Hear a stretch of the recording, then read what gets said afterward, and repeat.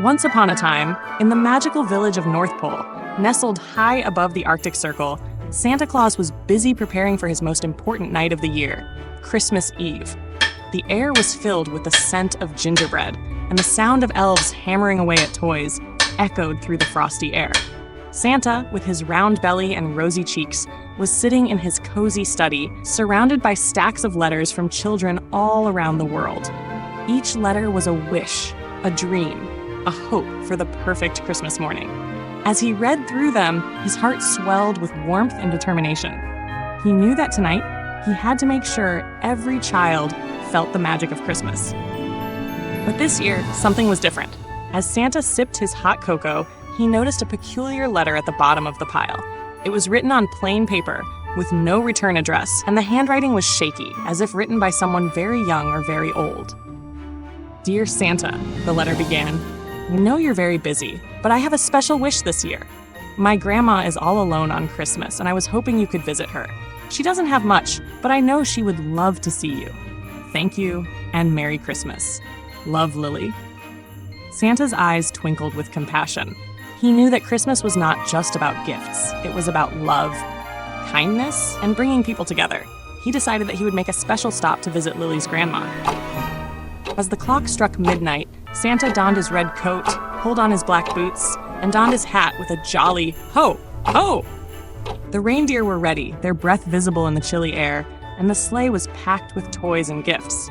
Dasher, Dancer, Prancer, Vixen, Comet, Cupid, Donner, and Blitzen, Santa called out. "We have a special mission tonight." With a whoosh, the sleigh lifted off, gliding through the starry sky.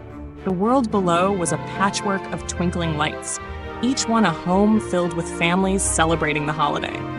As they flew, Santa thought about Lily and her grandma. He imagined the joy on their faces when he arrived. But he also knew that he had to be careful. The world had changed, and people were more skeptical of magic and miracles. He had to make sure his visit was a surprise. After a long journey, Santa finally arrived at a small, cozy house on the outskirts of a quiet town. The lights were dim, and the only sound was the soft rustle of the wind through the trees. Santa landed the sleigh quietly and tiptoed to the front door. He knocked gently, and after a moment, the door creaked open. There stood Lily's grandma, her eyes wide with surprise and delight. "Santa?" she whispered, her voice filled with awe. "Merry Christmas, dear lady," Santa said with a warm smile. "I heard you could use a little company tonight." Tears of joy filled her eyes as she invited him in. They sat by the fireplace, sharing stories and laughter, and Santa gave her a small, thoughtful gift, a locket with a picture of Lily inside. As the night wore on, Santa knew it was time to leave. He hugged Lily's grandma tightly and promised to return next year. With a twinkle in his eye, he slipped out the door and climbed back into his sleigh. The reindeer took off, and as they soared into the sky, Santa looked back at the little house. He saw Lily's grandma waving, her heart full of happiness and gratitude. Back in North Pole, as the first light of dawn began to break, Santa returned to his workshop. He felt a deep sense of fulfillment, knowing that he had made a difference in someone's life.